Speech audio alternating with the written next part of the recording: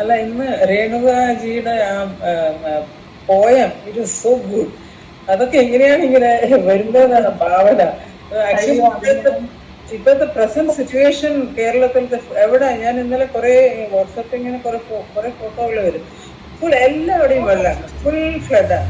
അപ്പൊ ഇതിന് എന്താണ് ഇക്കോസിസ്റ്റത്തിന് ഒരു എന്താ പറയാ, ആരും അതിനെ പറ്റിട്ട് ചിന്തിക്കുന്ന ഒന്നും ഇല്ലാന്ന് തോന്നുന്നു. അങ്ങനെ ഒരു നമ്മളൊക്കെ ഇങ്ങനെ വെറുതെ ഇങ്ങനെ കവിതയൊക്കെ നമ്മൾ ഇങ്ങനെ പറയുമ്പോൾ, പക്ഷെ I think administration has to take some steps to എന്താ പറയാ, ഇതിനെ ഫേസ് ചെയ്യാൻ, മീറ്റ് ചെയ്യാൻ. എന്താണ് അതിനെ പറ്റിട്ട് ആരും ഒന്നും പറയാത്തത് അറിയുന്നില്ല. അല്ല, രേണുകയാ പറയേണ്ടത്. അല്ലല്ല, ഐ എം ടോക്കിംഗ് അബൌട്ട് എത്ര എഫക്റ്റീവ് ആയിട്ടാണ് ആ ഇത്. പക്ഷെ നമ്മളുടെ മീഡിയ ഒന്നും അതിനെ പറ്റിട്ട് ഒന്നും പറയുന്നില്ല. അവര് വെറുതെ പൊളിറ്റിക്സിനെ കുറ്റം പറയും. അവര് പറയും ഇന്നവര് വന്ന് ഇന്നത് ചെയ്തു, അന്നവര് വന്ന് ഇന്ന ചെയ്തു. പക്ഷെ they are not going for the deep cause. What is the deep root അതിന്റെ അതാരും പറയുന്നില്ല. അത് എങ്ങനെയാ നമ്മൾ അതിനൊക്കെ പുറത്തുകൊണ്ടുവരുന്നില്ല. എന്താണ് രേണുവൊക്കെ പറയാനുള്ളത്? എല്ലാവരുടെയും ഒരു ഐഡിയ എന്താണ്? ഇതൊരു വലിയൊരു ഞങ്ങളൊക്കെ ഇവിടെ വെച്ചാല് പിന്നെ എല്ലാം തുറന്ന് എടുത്ത് പണിയുണ്ടാക്കി അങ്ങനെ എല്ലാം അങ്ങനെയാണ്. കുഴികളും അപ്പൊ എല്ലാം അങ്ങനെ എല്ലാരും ഇതിനെ സപ്പോർട്ട് ചെയ്യുന്നവരുണ്ടാവും. പിന്നെ നമ്മൾ വയലല്ലേ, വയലെല്ലാം മണ്ണിട്ട് വീടെല്ലാം എല്ലാം പ്രകൃതിന്റെ ഇതേ മാറി. നമ്മൾ പണ്ടെടുത്തതുകൊണ്ട് നമ്മളത് കുറച്ച് താണൊക്കെ റോഡ് ഉയർന്നു താണു. അപ്പൊ അതിന്റെ ബുദ്ധിമുട്ട് നമുക്ക് ഒന്നും ചെയ്യാനൊന്നുമില്ല. നമ്മൾ സഹിക്കുമല്ലേ, സൂര്യഭഗവാൻ മാത്രം.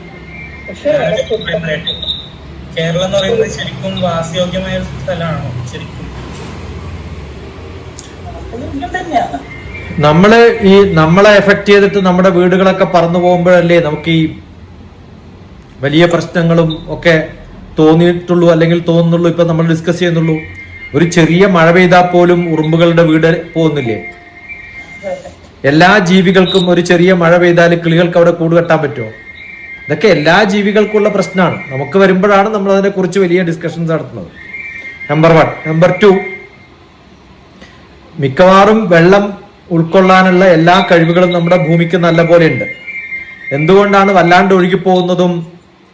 നമ്മൾ കുറെ കൺസ്ട്രക്ഷൻസ് നടത്തി വെള്ളം താഴത്തേക്ക് ഇറങ്ങാനുള്ള യോഗ്യതകളൊക്കെ ഇല്ലാണ്ടാക്കി.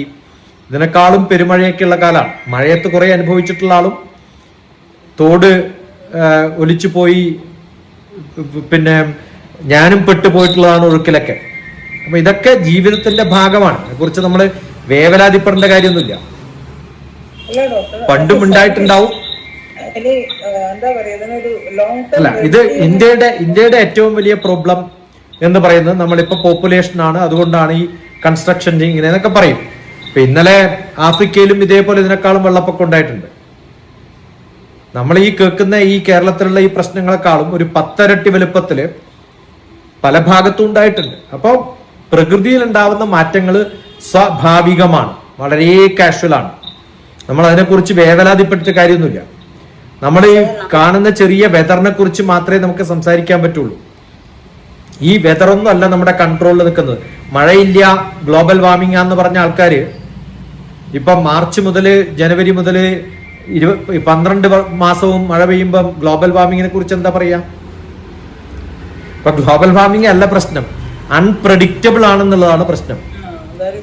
ആ അൺപ്രഡിക്റ്റബിൾ എന്ന് പറയുന്ന സമയത്ത് എപ്പോഴാണ് മഴ വരിക, ഏത് തരത്തിലാ വരിക, എവിടെയാ വരിക, അത് മാറിക്കൊണ്ടേയിരിക്കും. ഭൂമി എന്ന് പറയുന്നത് ഒരു കാലത്ത് വല്ലാണ്ട് വരണ്ടിരുന്നതും പിന്നെ കുറച്ചു കാലം കഴിയുമ്പോൾ കുറെ മഴ വരുന്നതും ഇങ്ങനെയുള്ള മാറ്റങ്ങളൊക്കെ വരുന്ന ലോകത്താണ് നമ്മൾ ജീവിക്കുന്നത്.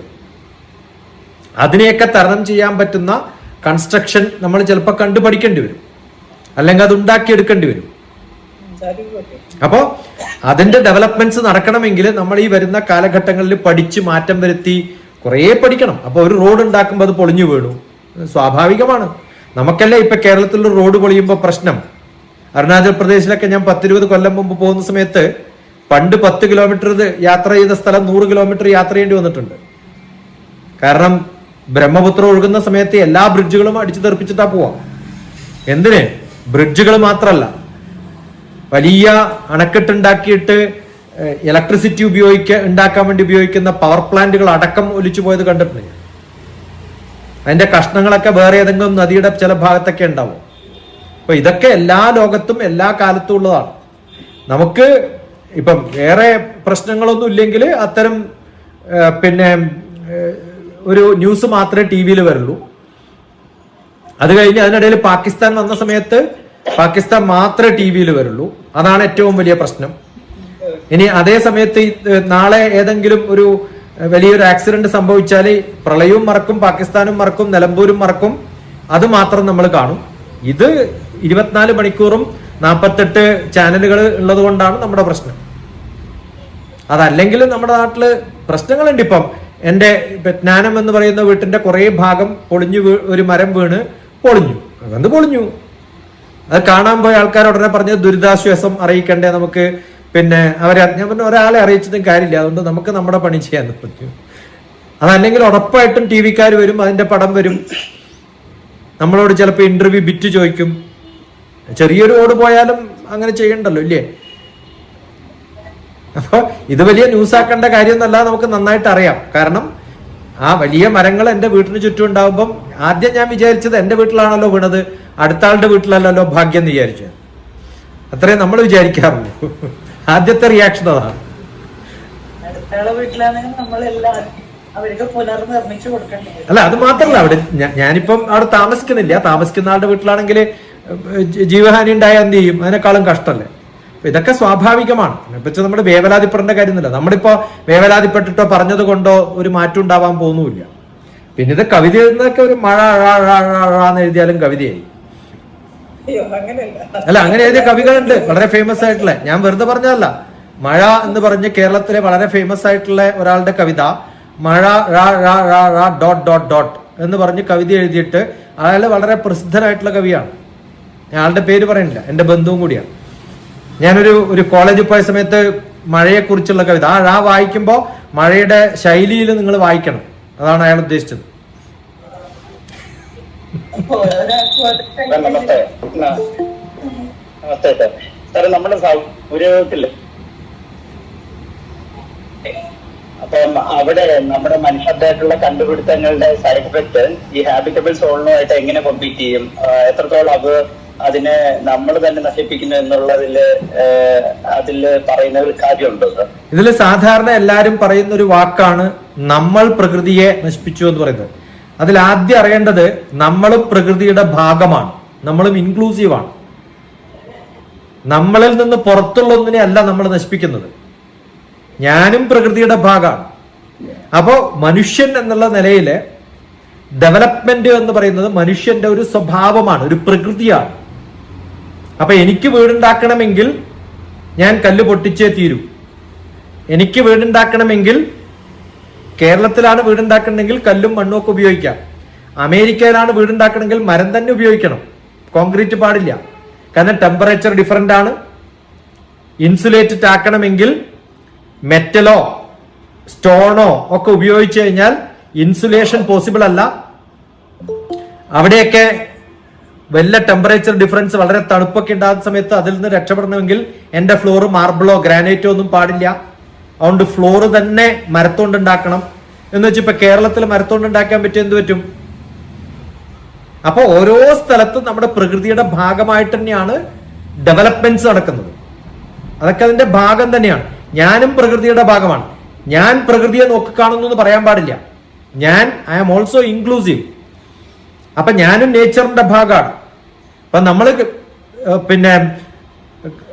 ആദ്യം പറയുന്ന നദിയുടെ ചുറ്റുമുള്ള അല്ലെങ്കിൽ അതിൽ നിന്ന് വരുന്ന പൂഴി എടുക്കരുത് എന്നാണ്.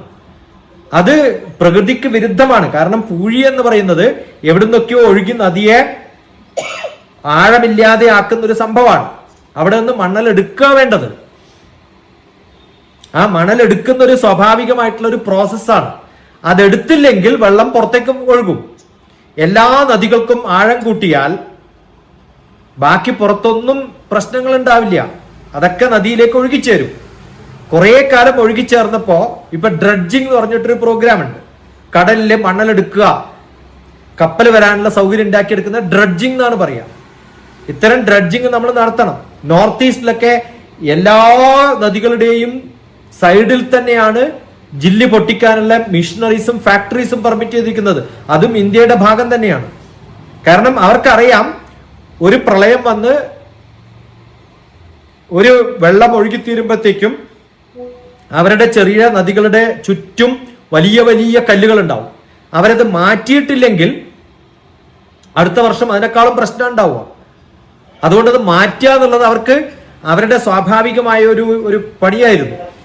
അത് അവർ ജില്ലി ഉണ്ടാക്കുന്ന, ഫാക്ടറി ഉണ്ടാക്കുന്നു. അപ്പൊ നമ്മൾ പലപ്പോഴും നമ്മുടെ പൊളിറ്റിക്കൽ സിസ്റ്റംസിന് ഇത്തരം സയന്റിഫിക് ആയിട്ടുള്ള നോളജും വളരെ വലുതായി ചിന്തിക്കാനുള്ള കഴിവുകളും ഇല്ല എന്നുള്ളതുകൊണ്ടാണ് ലോകത്തിന്റെ പല ഭാഗത്തും ഞാൻ പണ്ട് പ്രളയമുണ്ടായിരുന്ന സമയത്ത് ഞാനത് ലിങ്കായിട്ടിടാം ഒരു പ്രാവശ്യം. ഇത് മാത്രം കേരളത്തിൽ എങ്ങനെ റോഡുകൾ ഉണ്ടാക്കണം, എവിടെ ഉണ്ടാക്കണം, എവിടെയൊക്കെയാണ് ഡെവലപ്മെന്റ് എന്ന് ഗ്രാഫ് വെച്ച് വരച്ച് എങ്ങനെയൊക്കെയാണ് പ്രകൃതിയുമായിട്ട് നമ്മൾ ഡെവലപ്മെന്റ് ഉണ്ടാക്കുന്ന സമയത്ത് എങ്ങനെ വേണം ഉണ്ടാക്കാൻ, അതൊക്കെ കൃത്യമായിട്ട് എഴുതി ഉണ്ടാക്കിയിട്ടുണ്ട്. നമ്മുടെയൊക്കെ പ്രശ്നം എന്താ വെച്ചാൽ റോഡ് ഫോളോസ് റിവേഴ്സ് എന്ന് പറഞ്ഞ ഒരു വലിയൊരു സിദ്ധാന്തമാണ്. എവിടെ റിവർ ഉണ്ടോ അതിന് സൈഡിലൂടെ റോഡ് ഉണ്ടാക്കാവൂ. പക്ഷെ നമ്മൾ ഉണ്ടാക്കുന്നത് റോഡിനും റിവറിനും ഇടയിൽ ബിൽഡിംഗ് ഉണ്ടാക്കും. അത് പാടില്ല ഒരിക്കലും. റിവറിനും റോഡും കഴിഞ്ഞ് പിന്നെയും അത്രയും സ്ഥലം വിട്ടിട്ടേ ഒരു ബിൽഡിംഗ് ഉണ്ടാക്കാവൂ. അങ്ങനെ ഉണ്ടാക്കുകയാണെങ്കിൽ ഒരു പ്രശ്നം ഉണ്ടാവില്ല കേരളത്തിൽ. അതിനുള്ള സ്ഥലമുണ്ട്, പക്ഷെ അതിനുള്ള ആൾക്കാർ അതിന് മുതിരുന്നില്ല എന്നുള്ളതുകൊണ്ടാണ്. അതുകൊണ്ടാണ് പലപ്പോഴും KSRTC ബസ് സ്റ്റാൻഡ് അടക്കം വെള്ളത്തിലേക്ക് പോകുന്നത്. കാരണം അത് റോഡിന്റെയും റിവറിന്റെയും ഇടയിലാണ് KSRTC ബസ് സ്റ്റാൻഡ്. അത് അവിടെയല്ല വേണ്ടത്, മറ്റേ ഭാഗത്താണ് വേണ്ടത്. റിവറിന്റെ മറ്റേ ഭാഗത്ത് വേണം. അപ്പൊ നമ്മുടെ ഡെവലപ്മെന്റ് പ്രോസസ്സിൽ പ്ലാനിങ് ഇല്ല എന്നുള്ളൊരു കുറവുണ്ട്. അത് മാറ്റിക്കഴിഞ്ഞാൽ കുറേയൊക്കെ പ്രശ്നങ്ങളും മാറ്റും. പക്ഷെ ആ മാറ്റം അത്ര എളുപ്പം നടത്താൻ പറ്റില്ല, കുറച്ച് സമയം പിടിക്കും. അത് വളരെ വ്യക്തമായിട്ട് പഠിക്കേണ്ടതാണ്. പലരും അതിനെക്കുറിച്ച് പറഞ്ഞിട്ടുണ്ട്, പഠിച്ചിട്ടുണ്ട്. എർത്ത് സർവേ എന്ന് പറയുന്ന ഒരു ഡിപ്പാർട്ട്മെന്റ് തന്നെയുണ്ട് നമുക്ക്. റവന്യൂ ഡിപ്പാർട്ട്മെന്റുമായിട്ട് റിമോട്ട് സെൻസിങ്ങിന്റെ കൂടെ നടക്കുന്ന എർത്ത് സയൻസസിന്റെ സെന്റർ ഉണ്ട് കേരളത്തിൽ. ഇവരൊക്കെ സയന്റിഫിക് ആയിട്ട് പഠിച്ചിട്ടുണ്ട്. പക്ഷെ ഇംപ്ലിമെന്റേഷൻ വരുമ്പോൾ ഇതൊന്നും വരുന്നില്ല എന്നുള്ളതുകൊണ്ടാണ്. നമ്മുടെ ഡിസ്കഷൻസിന്റെ ഒരു ഭാഗമാണ് തോന്നുന്നില്ല അത്. നമുക്ക് ഗവൺമെന്റിന്റെ ഭാഗമല്ല, അതുകൊണ്ട് നമ്മൾ ഇതൊന്നും ആരും കാണാനും പോകുന്നില്ല. നമുക്കൊരു അറിവുണ്ടാവാൻ വേണ്ടി പറഞ്ഞു എന്ന് മാത്രം.